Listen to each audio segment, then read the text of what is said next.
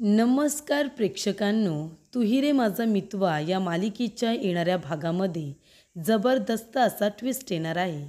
तर प्रेक्षकांनो, वल्लरी आणि लावण्याचं बोलणं ऐकताच मामांना कळलं कुंडली बदलल्याचं खूप मोठं सत्य. आणि त्याचबरोबर प्रेक्षकांनो, बेडरूममध्ये ईश्वरी अर्णवला एकत्र बघून लावण्या गेली कोमात. तर येणाऱ्या भागामध्ये कशा पद्धतीने गोष्टी घडत जाणार आहेत, ईश्वरी आणि अर्णव एकमेकांच्या जवळ येणार आहेत, हे बघणं खूपच जास्त रंजकदार होणार आहेत. तर येणाऱ्या भागामध्ये इथे मामाला कशा पद्धतीने कुंडली बदलल्याचं सत्य कळणार आणि त्याच्यावरती मामा मार्ग काढणार हे आपण आता सविस्तरपणे बघूया. प्रेक्षकांनो, आपण बघितलं इथे आता वल्लरी ईश्वरी आणि अर्णवचं लग्न होऊ नये यासाठी किती प्रयत्न करत होती. तर इथे आजी, अंजली, मामा सगळ्यांची एकच इच्छा, काहीही झालं तरीसुद्धा ईश्वरी आता आपल्या घरची सून झाली पाहिजे अशी इच्छा असते. ती म्हणजे सगळ्यांचीच, फक्त वल्लरीची सोडून. वल्लरीला त्या घरामध्ये ईश्वरी सून म्हणून यायला नको आहे ही तिची खूपच मोठी इच्छा असते आणि त्यासाठी तिने खूप मोठं प्लॅनिंग केलेलं असतं. इथे आता आजीने जी काही ईश्वरीची जन्मकुंडली तयार करून घेतलेली असते ती इथे आता जन्मकुंडली तिने बदललेली असते. म्हणजे तिच्या जन्मकुंडलीला इथे आता पूर्णपणे बदलण्यात आलेलं असतं. ईश्वरीचं नाव बाजूला काढून तिथे लावण्याचं नाव टाकायला सांगितलेलं असतं.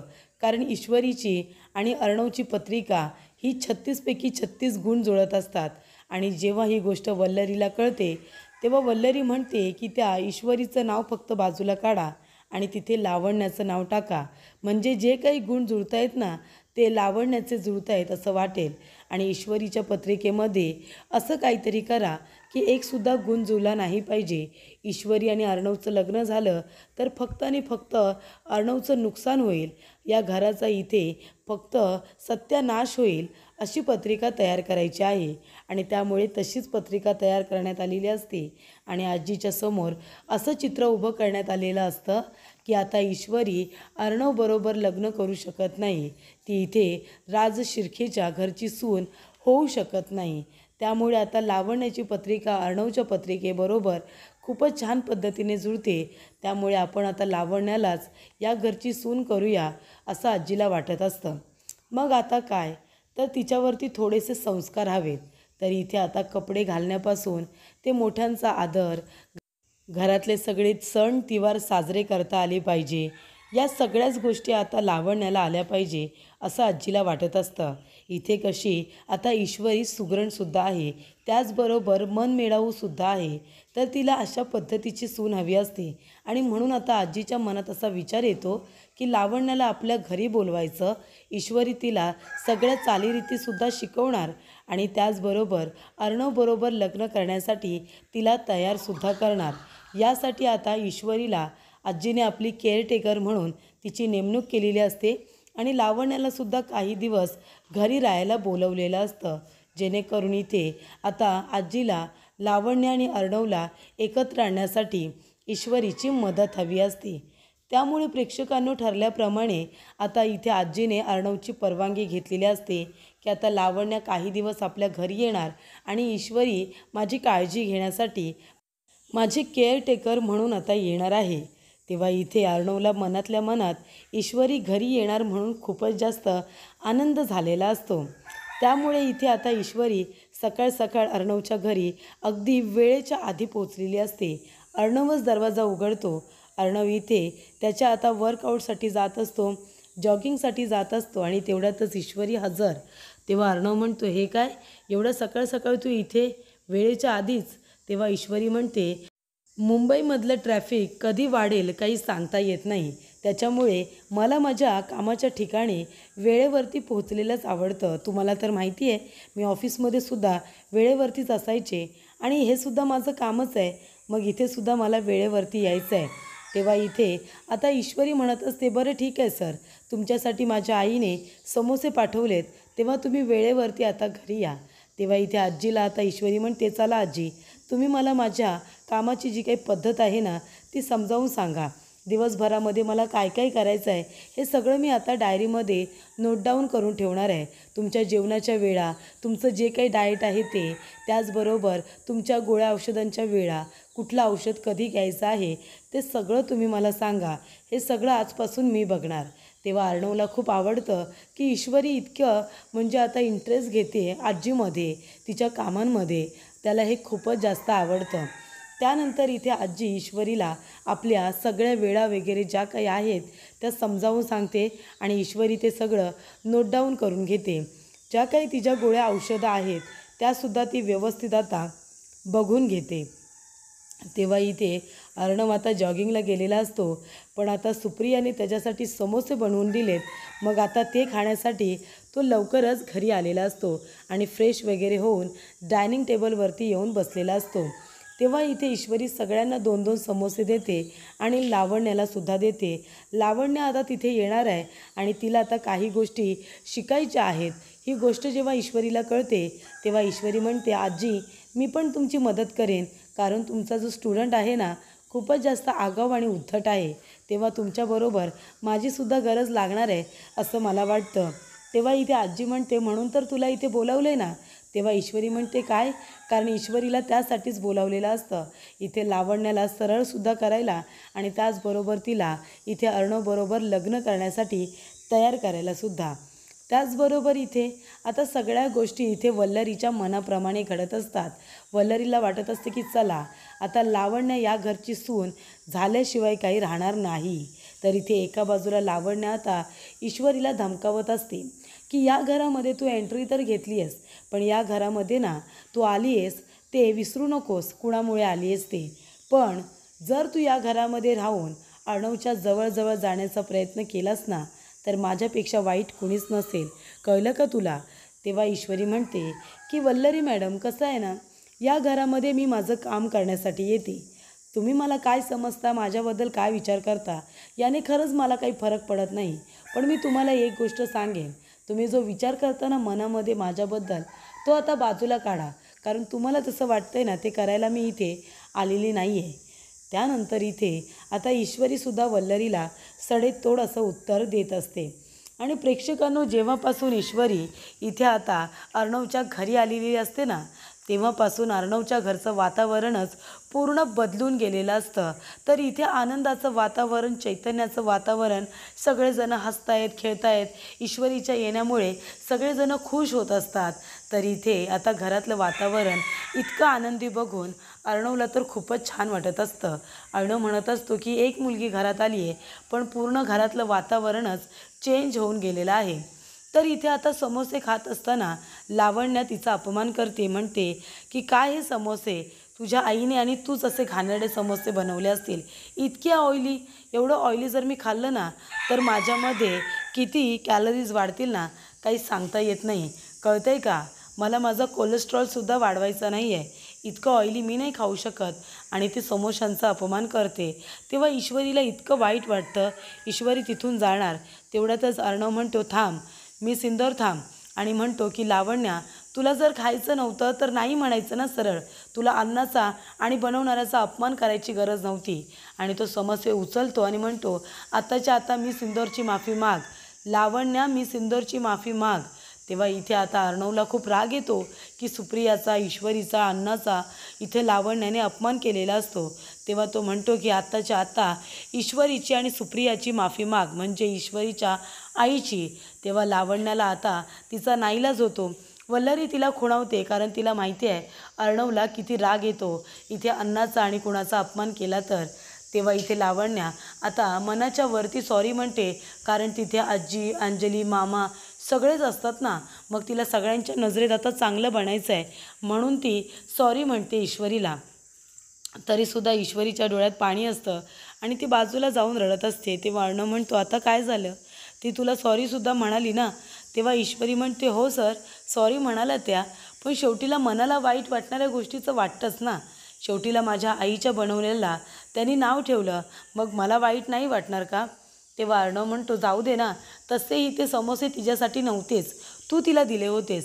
ते समोसे माझ्यासाठी होते आणि माझ्यासाठी बनवलेले समोसे मी किती प्रेमाने खाल्ले हे तू बघितलं नाहीस का? मला ते खूप आवडले. मग आता ज्या व्यक्तीसाठी ते बनवलेलेच नाही आहे त्याच्या बोलण्याचं वाईट वाटून का घ्यायचं? बरोबर की नाही? तेव्हा ईश्वरी म्हणते, हो सर, हे पण तुम्ही अगदी बरोबरच बोलताय. त्यानंतर प्रेक्षकांनो, इथे ईश्वरी अगदी आजीची लहान मुलांपेक्षाही जास्त काळजी घेत असते.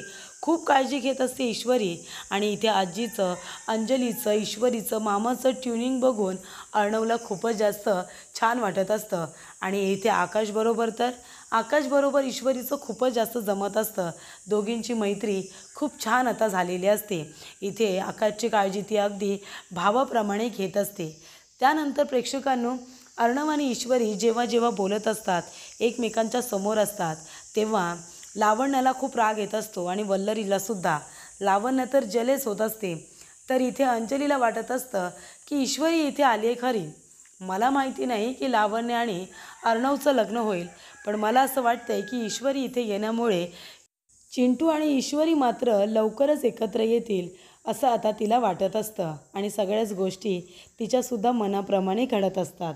त्यानंतर प्रेक्षकांनो, इथे ईश्वरी घरातल्या सगळ्या जबाबदाऱ्या घेत असते.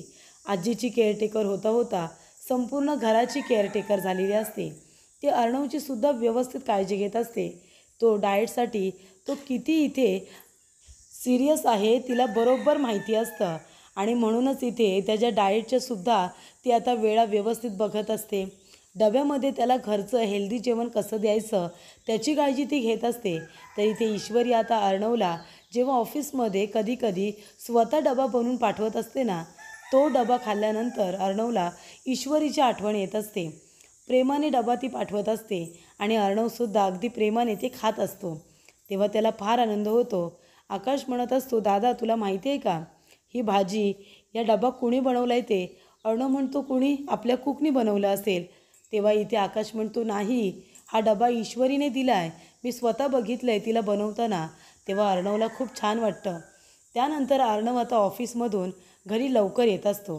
तेव्हा अंजली म्हणत असते, काय रे चिंटू, एरवी तर तुला ऑफिसमधून येताना इतका उशीर व्हायचा की आम्ही रात्रीचं जेवणसुद्धा करायचो, त्यानंतर तू यायचास, आणि आता हल्ली जेवणाच्या आधीच तू घरी येतोयस. तेव्हा इथे आता अर्णवला खरं तर ईश्वरीसाठी घरी लवकर यायचं असतं. पण तेव्हा आता अंजली त्याची ही चोरी पकडते आणि लगेच त्याला बोलते सुद्धा. तिला बरोबर कळतं की अर्णवचं घरी लवकर येण्याचं मूळ कारण काय आहे. तर ईश्वरीसाठी तो आता घरी लवकर येत असतो. कारण त्याला तिची बडबड खरं तर खूप आवडत असते. तो तिला असं दाखवत असतो की त्याला तिच्या बडबडीचा खूप जास्त कंटाळा येतो, पण तसं काही नसतं. त्याला तिचं बोलणं खूप आवडत असतं, तिच्याबरोबर वेळ घालवणं खूप आवडत असतं आणि त्यामुळे तो येत असतो घरी. तर इथे प्रेक्षकांनो, ज्या वेळेला आता ईश्वरी अर्णवच्या रूममध्ये गेलेली असते, खरं तर अर्णवनेच तिला बोलावलेलं असतं. तेव्हा ईश्वरी रूममध्ये गेलेली असताना अर्णव तिची वाट बघत असतो आणि इथे आता अर्णव तिला थँक्स म्हणत असतो. कारण ज्या पद्धतीने ती आता आजीची काळजी घेत असते, आजीसुद्धा खुश राहायला लागलेली असते. कारण आजी टेन्शन फ्री झालेली असते ईश्वरीच्या येण्यामुळे. कारण तिच्या जेवणाची जी काही आता पद्धत आहे तिने बदललेली असते. वेळेवरती खायचं, हेल्दी खायचं, जे पौष्टिक असेल ते खायचं, गोळ्या औषधं वेळेवरती घ्यायच्या. त्याचबरोबर ईश्वरी आजीला घेऊन बाहेर चालायलासुद्धा जात असते. या गोष्टीने अर्णव अगदी इम्प्रेस झालेला असतो. कुठलाही मुलगा असू दे, एखादी मुलगी आपल्या घरच्यांची एवढी काळजी घेते बघून प्रत्येक मुलाला आनंदच होत असतो. आणि त्याच पद्धतीने हा आनंद आता अर्णवला झालेला असतो.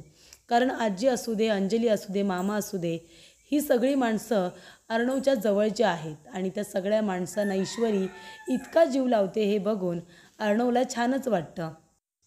तर इथे आता ईश्वरी आणि त्याचबरोबर लावण्या या दोघीही घरी असतात. पण आजीला इथे ईश्वरीच जास्त आवडत असते. लावण्याला आता घरची सून बनवायचं आहे, पण तिच्यामधले वाईट गुणच सातत्याने बाहेर येत असतात. आणि आजीच्या मनामध्ये तर ईश्वरीने अशी काही जागा निर्माण केलेली असते की आजीला फक्त ईश्वरीचेच गुण आता आवडत असतात. आणि इथे लावण्या त्यांच्या घरी राहायला आलेली असते, तेव्हा मध्ये मध्ये तिचे वाईट गुण आता बाहेर उफाळून येत असतात. त्यामुळे इथे वल्लरीला खूप जास्त राग येतो. वल्लरी म्हणत असते की लावण्या, तुला आता आहे ना थोडंसं बदलावं लागणार आहे हा. तुझा उद्धटपणा जरा बाजूला ठेव. तू जर अशीच वागत राहिलीस ना तर अर्णव तुला कधीच स्वीकारणार नाही. कारण अर्णवसाठी त्याची आजी, बहीण, मामा सगळेजण खूप महत्त्वाचे आहेत. त्यांच्याबरोबर तुला चांगलं वागावंच लागणार आहे. त्यांचं सगळं तुला ऐकावंच लागणार आहे. कळलं तुला? निदान लग्न होईपर्यंत तरी हे नाटक तू कर. तुला माहिती आहे ना या घरामध्ये तुला आणण्यासाठी मी काय काय केलं आहे ते? अगं तुझी पत्रिका आणि अर्णवची पत्रिका 1% जुळत नव्हती. तेव्हा मी काय केलं? जी पत्रिका ईश्वरीची आहे ना ती त्या ओल्ड लेडीला तुझी वाटते. ईश्वरीच्या पत्रिकेवरती तुझं नाव टाकून घेतले आणि ईश्वरीची पत्रिका वेगळी एक दुसरीच तयार करायला सांगितले ज्याच्यामध्ये ग्रह तारे जागेवरती नाहीच आहेत. त्याच्यामुळे त्या म्हातारीला असं वाटतंय की ईश्वरी या घरची सून होण्याच्या योग्यतेची नाही आहे आणि तू आहेस. हे सगळं मी केले तुझ्यासाठी. तू या घरी सून बनून यावं ना म्हणून. नाहीतर त्या ईश्वरीची आणि अर्णवची पत्रिका किती छान पद्धतीने जुळत होती. 36पैकी 36 गुण जुळत आहेत. कळलं का? ते दोघेजण एकमेकांसाठी किती योग्य आहेत, समरूप आहेत. अगदी दोघेजण मेड फॉर इच अदर आहेत. तुला पण माहिती आहे. म्हणून तुला आता या घरामध्ये टिकून राहायचं असेल तर तुला चांगलं वागण्याचं नाटक करावं लागेल. जेव्हा वल्लरी हे सगळं लावण्याला बोलत असते तेव्हा मामांनी सगळं बोलणं ऐकलेलं असतं आणि तेव्हा मामांना खूप मोठा धक्का बसतो. ते म्हणतात अच्छा म्हणजे हा सगळा प्लॅन वल्लरीचा आहे. तर ईश्वरीची आणि अर्णवची पत्रिका 36पैकी 36 गुण जुळत आहेत. पण लावण्याला या घरची सून करायची आहे म्हणून तिची पत्रिका बदलली आहे आणि ईश्वरीची पत्रिका लावण्याला नाव बदलून दिले आहे. तर तेव्हा मामा म्हणतात ठीक आहे तुझा हा प्लॅन कधीच सक्सेसफुल होणार नाही याची काळजी मी घेईन. तेव्हा मामा आता आजीकडे जातात आणि अंजली आणि आजी यांना वल्लरीच्या प्लॅनबद्दल सांगतात. तेव्हा मामा म्हणतात आई तुला घाबरायची गरजच नाही आहे. कारण तुला लावण्याची जी पत्रिका वाटते ना ती ईश्वरीची पत्रिका आहे. वल्लरीने त्या पत्रिका बदललेल्या आहेत. कारण वल्लरीला ईश्वरी या घरची सून व्हावी असं वाटत नाही म्हणून तिने लावण्याचं नाव ईश्वरीच्या पत्रिकेवरती टाकले आणि फक्त नाव बदलले, पत्रिका नाही. त्यामुळे इथे आजीला आता सत्य काय आहे ते कळलेलं असतं. तेव्हा अंजली आणि आजी यांच्या जीवात जीव आलेला असतो. कारण मग शेवटीला त्यांच्या मनाप्रमाणे घडणार असतं. तर इथे ईश्वरी याच घरची सून होणार हे आता आजीला पक्कं कळतं. त्याचबरोबर इथे आता ईश्वरी अर्णवच्या जेव्हा रूममध्ये जाते तेव्हा अर्णव आणि ईश्वरी दोघे एकमेकांना आता त्यांचा धक्का लागतो.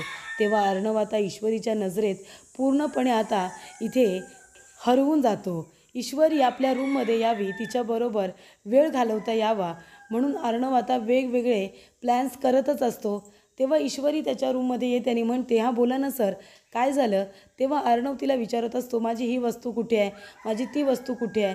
तेव्हा ती म्हणते सर अहो मी केअरटेकर आजीची आहे तुमची नाही. मला काय तुम्ही सगळं विचारताय? तरी पण ती काही वस्तू फाईल्स त्याला आता शोधून देत असते. आणि तेव्हा इथे आता अर्णवचा ईश्वरीला धक्का लागतो. दोघेजण एकमेकांच्या अगदी जवळ असे आलेले असतात आणि तेव्हा लावण्या आता AR बरोबर बोलायला आलेली असते. ती बघते तर काय त्याच्या रूममध्ये ईश्वरी आणि अर्णव दोघेजण एकमेकांच्या अगदी जवळ असे उभे राहिलेले असतात आणि एकमेकांच्या नजरेत पूर्णपणे हरवून गेलेले असतात.